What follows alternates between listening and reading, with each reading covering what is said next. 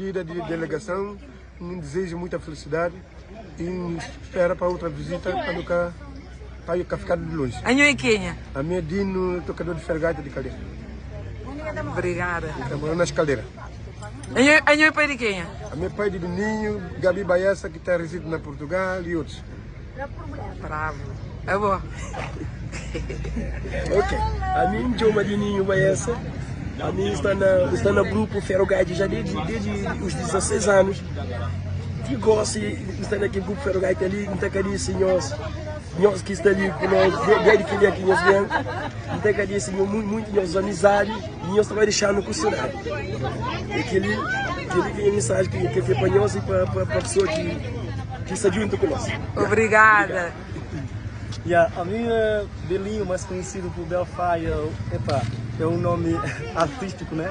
Já te agradeço desde já para nossa amizade, para de maneira que nós recorremos, de maneira também que nós acolhemos na Santo Tomé, te agradeço muito para a nossa presença, seja bem-vindo sempre.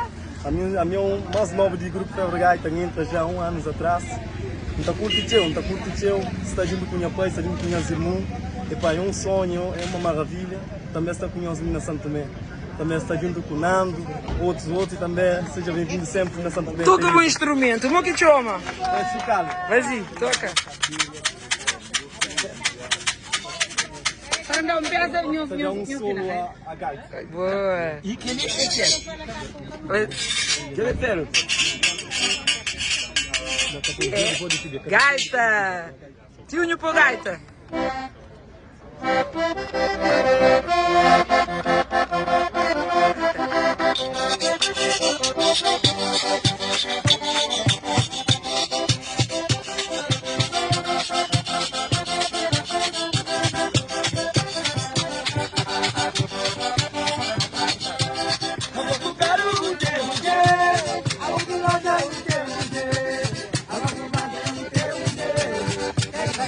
Vamos